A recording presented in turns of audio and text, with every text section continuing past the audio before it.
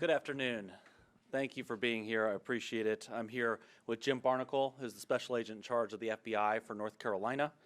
Thanks for being here, Jim. And we're here to announce two things today. The first is that DeCarlos Brown Jr., who we charged with the brutal and random stabbing of Irina Zarutska on Charlotte's light rail system, made his first appearance for his initial appearance in federal court today. I know a lot of you were in the courtroom for that today. He was advised of his rights by a federal judge. He's now in federal custody, and his federal case will move forward according to the federal rules of criminal procedure. We first charged Mr. Brown by criminal complaint. A lot of you were here that day. He was subsequently formally charged by the grand jury in that case with committing an act causing death on a mass transportation system. Since we announced those charges here, Mr. Barnacle and I have met in person with Irina Zarutska's family. They are heartbroken. Our hearts go out to them. We think about them every day. We are committed to justice for her and for her family, and my team and I will not stop until we get justice for her and her family. But we're here to announce the second thing today as well. We're here to announce charges in the more recent second light rail stabbing on the Charlotte light rail system. Today, we filed federal charges against Oscar Solorzano Garcia. Mr. Solorzano Garcia is an illegal immigrant here in the United States. And not only is he illegally here, he has not been deported not just once before, he has twice been deported from the United States before. Now, coming back to the United States after you're deported is a federal crime. And as a federal crime that doesn't just end in another deportation, it ends in prison time in a United States prison. Mr. Solorzano Garcia has previously been sentenced to 18 months for illegal reentry, but we have charged him again with illegal reentry, and we hope the border is more secure now than it was before. We have also charged him with a crime of violence on a mass transportation system. That's that section 1992A7 of Title 18. It's the same charge that we charged DeCarlos Brown Jr. with for his stabbing on the train. In a minute, Mr. Barnacle will give you a little bit more details about the allegations that we've made and how that crime came to be, at least as we allege it. But I want to say this. Everyone who rides the light rail is a victim of this crime today. People use the light rail because they have disabilities and they can't drive. They use it to get an education, which the expansion to UNCC made extremely accessible. They use it to go to work or to return from work, like Irina Zarutska was. They use it to go about their daily errands, to go to the library, to go to the grocery store. They use it to visit family. And it is extremely important to me that people are not only safe on the light rail, but that they feel safe on the light rail, which is really just as important, because people should be able to go about their lives and enjoy the infrastructure that their tax money paid for without worrying about who's sitting behind them or who's down the rail car. You're probably not going to believe this, but my Christmas card last year was actually a picture of my family on the light rail. And the reason is because we took the light rail to Lowe's and we got a Christmas tree and we got on the light rail and took it home.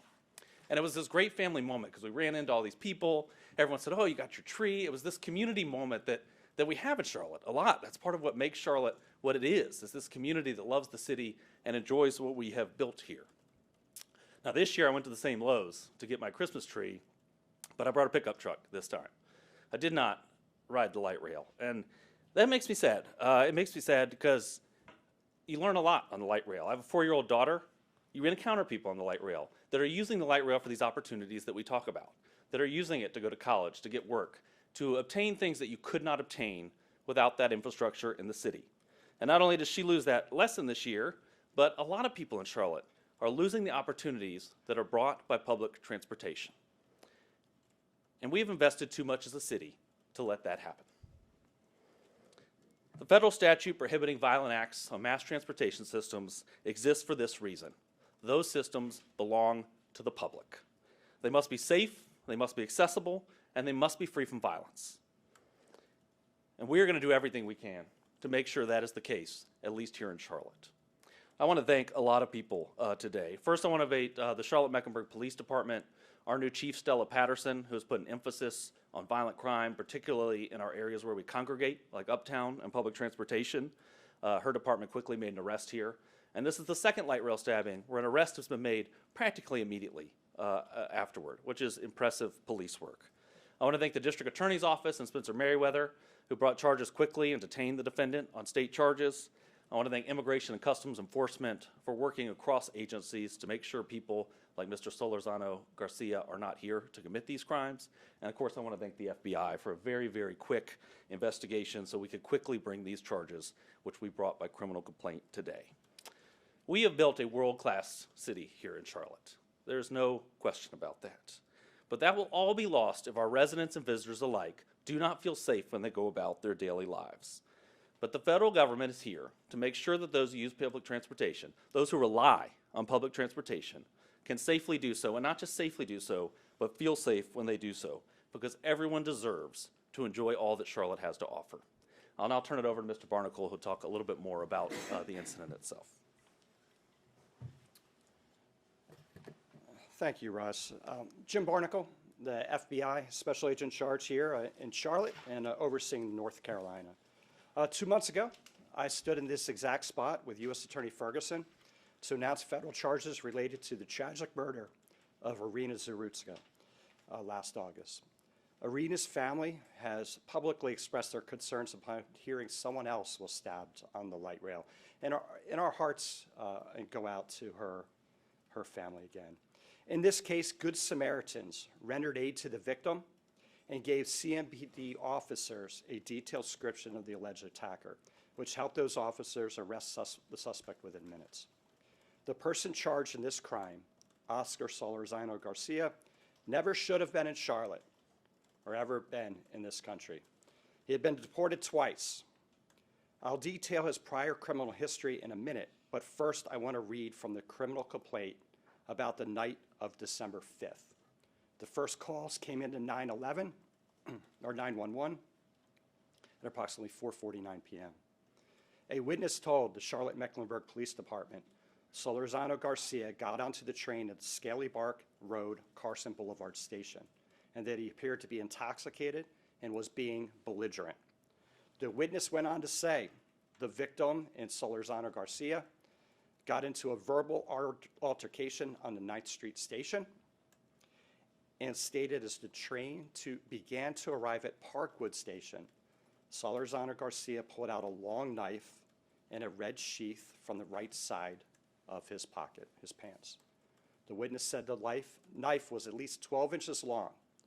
They stated Solorzano Garcia stabbed the victim in the chest with a knife, then dropped the knife on the ground, picked it back up, then got off the train and jumped over a black chain-link fence and ran up North Brevard Street. CMPD arrested him quickly, and our agents began working with their detectives. The FBI reached out to our partners at ICE and discovered Solorzano Garcia has a criminal history in the United States dating back to 2012. He's used at least 4 aliases. Here's what I can tell you about his previous encounters with law enforcement. In March of 2012, he was arrested by the Union City Police Department in New Jersey and later convicted of robbery. In July of 2016, he was arrested by the Hillsborough County Sheriff's Office in Florida for aggravated battery with a deadly weapon. Multiple police reports say he stabbed a victim multiple times with a large knife. As a result of that crime, he was deported from the United States of America in March of 2018. Just 9 months later, he was arrested by U.S. Border Patrol for illegal re-entry in the Southern District of Texas, and he was sentenced to 8 months in federal prison. Upon his release in June 2021, he was deported out of Alexandria, Louisiana. We are still working with our partners at ICE, and we're trying to fill in the gaps from the timeline of when he came back, where he came into the United States, where he lived in the United States, but we believe he recently came to Charlotte. I want to talk a minute about partnerships. Just last week, our new police chief, Estella Patterson, announced a new initiative called Operation Safe Season.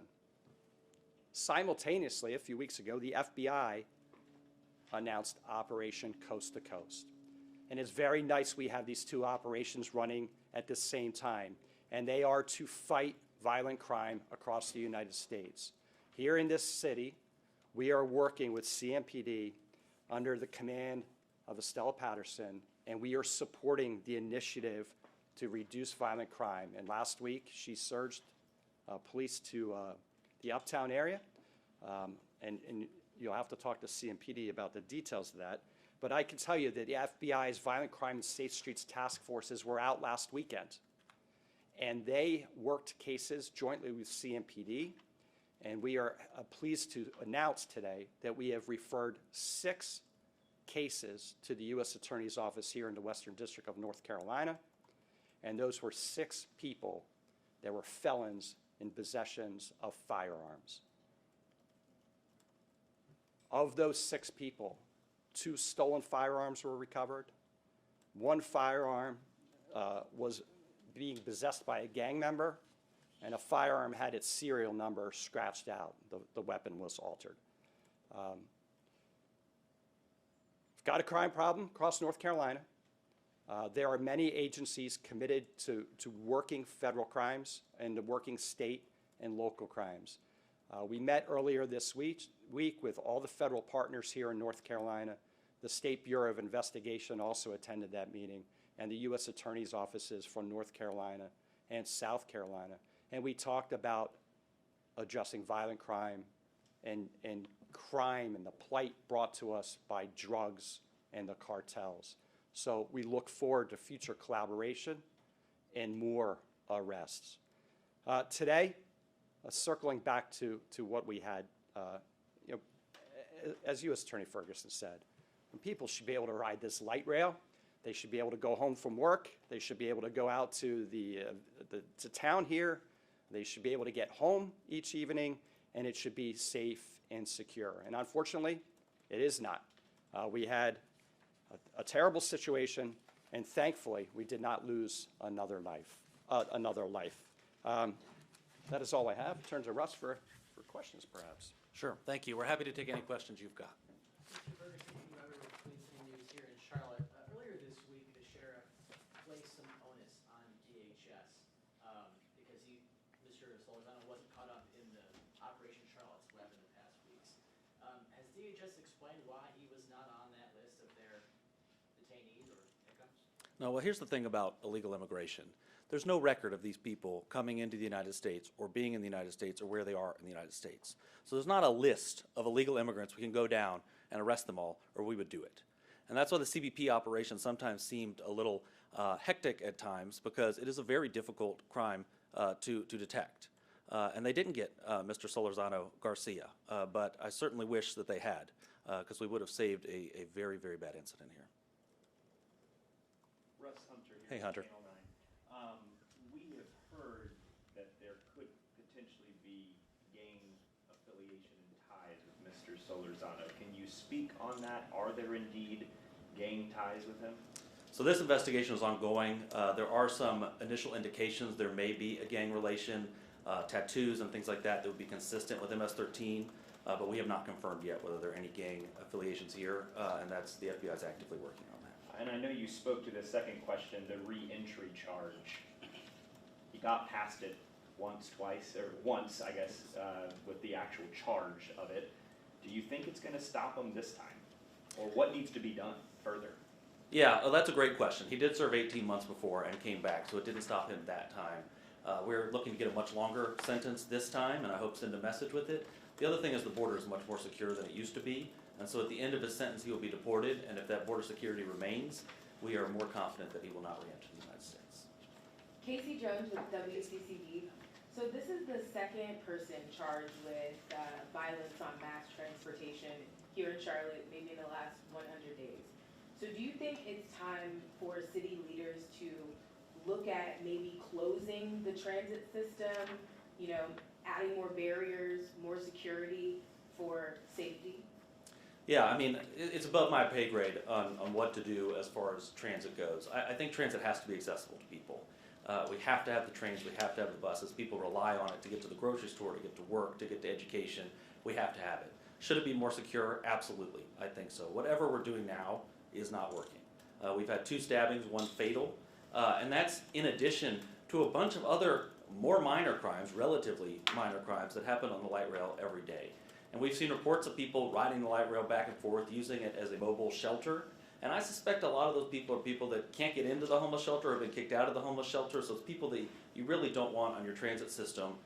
Some of those people are banned from the transit system and still ride the transit system, as we suspect this defendant here was. So some enforcement on those as trespasses and keeping the really bad actors off the transit system would be helpful. I think enforcing tickets would be helpful and would probably pay for itself with the extra revenue if everyone's buying tickets. So I do think there are things that can be done, and I hope our city leaders are looking at that and will do it, and I hope when voters go to the polls, they will hold them accountable to do that. Chloe from Spectrum News, you just mentioned that you're seeking a longer sentence than the 18 months. What kind of sentence are you looking for? Yeah, so we have two charges here. It's the illegal reentry charge as well as the 1992 violence on a train charge. And at the end of the day, a judge will assess and determine the sentence based on a variety of factors, which includes criminal history, which will drive a sentence, as well as other factors specific to this defendant. The statutory maximum for the 1992 charge is life in prison, so that's what he is facing.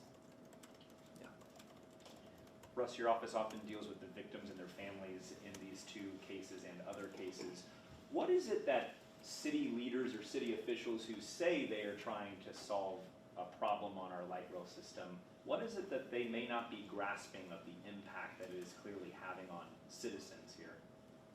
Yeah, I mean, that's a great question. I think people are really starting to see the issue, but I think it's that these are not discrete crimes.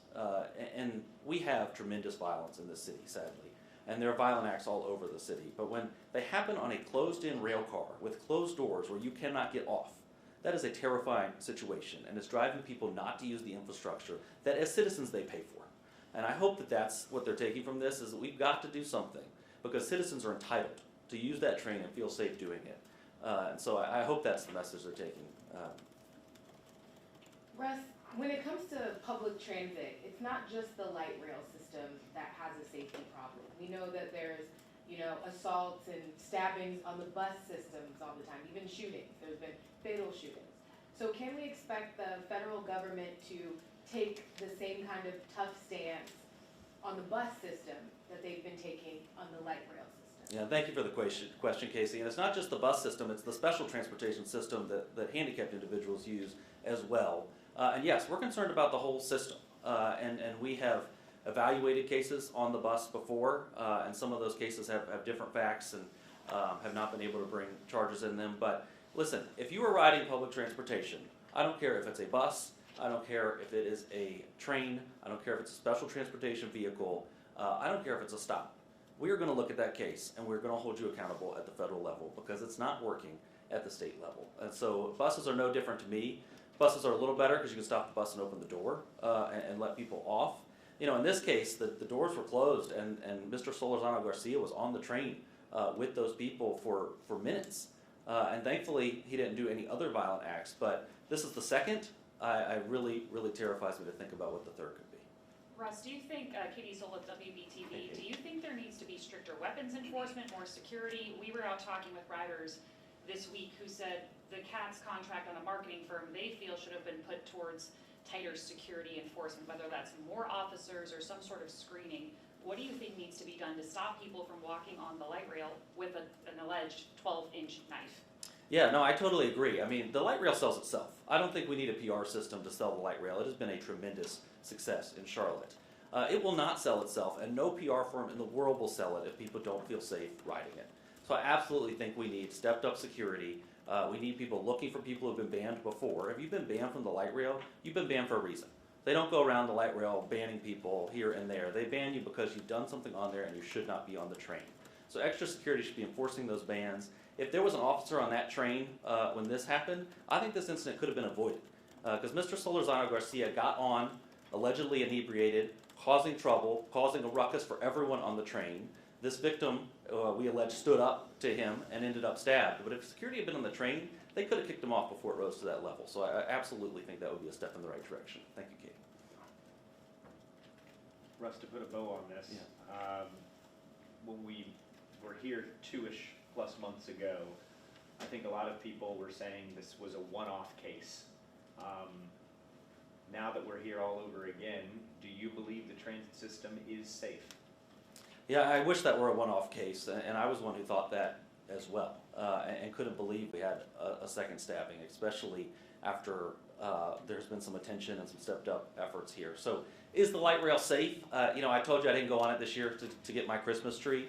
I don't know if the light rail is safe. It probably depends on what car you're in, what time of day, and where you're going. But what I can tell you this, it doesn't matter to me. It matters, but what matters more than if the light rail is safe is if the light rail feels safe. Because safety is one thing, but if you don't feel safe riding the train, going to the train, getting on the train, you're not going to ride the train. And that is a whole lot of infrastructure we have invested in for nothing. And I don't think the light rail feels safe at this moment, but that's why we're doing this. That's why we're bringing these charges. We want people to feel safe on the train, and we are not going to rest until they do. Jim, I have a quick question with the 6 arrests, if you don't mind. Can you just expand on, were all of those arrests from the weekend in Uptown during that operation? Yes, so CMPD had an operation in Uptown of arrests that they made. 6 were adopted for federal prosecution. So the FBI had a half dozen agents out this weekend as part of our support for the operation. We also had task force officers out. And so we're looking as the local police, CMPD in this case, identify crime. You know, they do whatever, they police, right? So they make arrests, they made all kinds of arrests, whether it was DUI, but some things elevated to a higher level, and felons were identified possessing of firearms. So those are the cases we're looking to adopt, right? Where there's a possibility of a federal charge. As you know, the majority of criminal activity is a violation of state law, but is not a violation of federal law. And so where we can come in is felons in possession of a weapon. That is illegal. We can work that. Gangbangers, if they're part of a gang, we can work that. Transnational organized criminals, cartels, and then mass murder. And thank God we don't have any of those. But those are the federal crimes. So yes, all 6 were in Uptown, all felons in possession, and some were a little worse than others. And we have turned those over to the Western District, and then it is now out of our hands. Western District will make charging decisions on those. Special Agent Barnacle, you have your agents out on the streets. You know, a lot of people say that they don't feel safe in Uptown. What message do you want to send to the citizens about what you all are doing, and a message to criminals too? Yeah, so our job at the FBI, our mission, is to uphold the Constitution and protect the American people. So that is what we are out doing. We are going to support local and state law enforcement. In some cases, we're going to supplement. We do not have enough agents or enough resources to work every single case that happens. So we're going to prioritize cases, and we're going to look for areas where there's hot spots, there's crime problems, there's gang problems. We're going to have initiatives where we go and we focus on certain crime problems. So our coast-to-coast initiative is focusing on violent crime across the United States, but here in this state, we're looking at the urban areas and some of the more country areas where we're seeing gangs and we're seeing an increase in violent crime. We're going out, we're working with state and local police. So basically, your FBI is committed to identifying criminals, conducting logical investigations, making arrests, and referring these cases for federal prosecution. The idea behind federal prosecution is the sentences are stiff, the bad guys go away for a long time. What we see at the state level, not just in North Carolina, but we see people go in to the system and they're back out on the street, sometimes the same day, sometimes within a few days, or very short sentences, and guess what? They're gonna repeat the crime. They're recidivist criminals. When we have 6 felons in possession, they've already been convicted. They already know they're not allowed to carry a weapon, but here they are doing it time and again. And just for clarification, for the charge that Mr. Solorzano faced in Hillsborough County for the aggravated assault with a deadly weapon, was he convicted of that and served time for that, or was it the time for the illegal reentry? So, separate. Okay. So he served time for the illegal reentry. The Hillsborough, we know he was deported. After that, we don't know the status of whether he was convicted or not. Okay. So we're still looking into that. Couple more questions. I just have, mine's sort of a clarification question on this too. I see where there's ICE numbers, FBI numbers for New Jersey, Florida, North Carolina. Is the North Carolina number this case specifically, or does he have other instances where there's been run-ins with him in the state of North Carolina previous to this? It's this case Okay. specifically. Anything else? Well, thank you guys so much for covering this, for being here. I really appreciate it. The media plays a huge role in making people feel safe again on the light rail, and that's what we're here to do, so I really appreciate it. Thank you.